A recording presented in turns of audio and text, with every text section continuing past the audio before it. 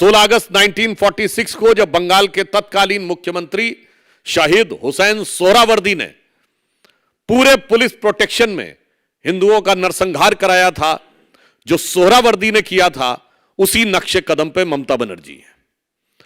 तो नोआखाली से लेकर संदेश खाली तक ये बंगाल के दर्द की एक दर्दनाक दास्तां है, जो सिर्फ इस बात पर प्रेरित है कि 46 में भी ये सोचते थे कांग्रेस के नेता कि चुप बैठे रहो, बस हमारा अभी का राज बचा रहे, आगे बंगाल को जो होना है वो हो जाने दो, और बंगाल आधा चला गया हमारे हाथ से। आज वही मानसिकता है कि कट्टरपंथी आपराधिक तत्वों को संरक्षण दिए रहो, फिलहाल की अपनी सत्ता बचाए रखो, भविष्य में जो होना है वो होता रहे।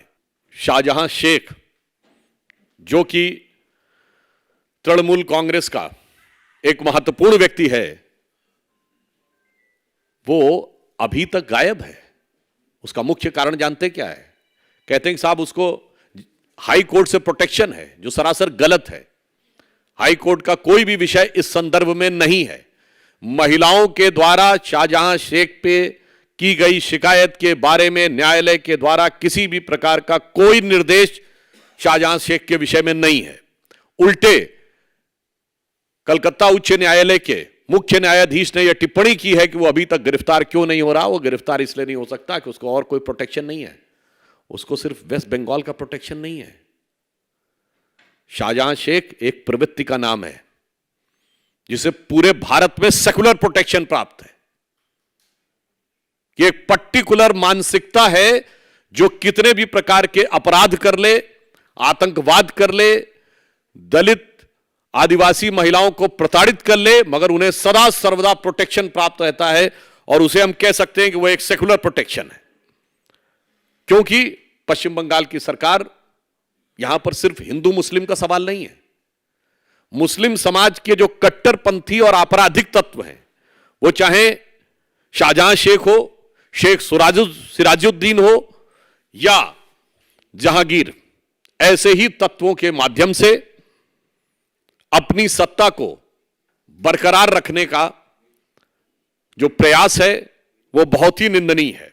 यहां मैं एक बात और कहना चाहता हूं, यह घटना इसलिए और अधिक हृदय विदारक है कि ये जो तथाकथित सेकुलर दल हैं, ये तो नहीं बोल रहे हैं, समझ में आता है, क्योंकि इनके लिए महिला का दर्द पहले वोट के तराजू पे तौला जाता है कि कौन सा तगड़ा वाला वोट बैंक है, उसके बारे में बोलना है या नहीं बोलना है।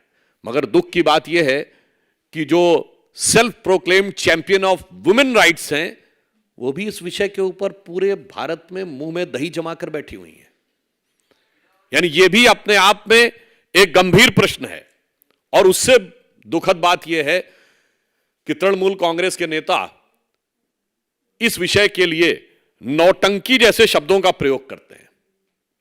मैं एक बात कहना चाहता हूं कि संदेश खाली एक घटना नहीं, एक फिनोमिना है।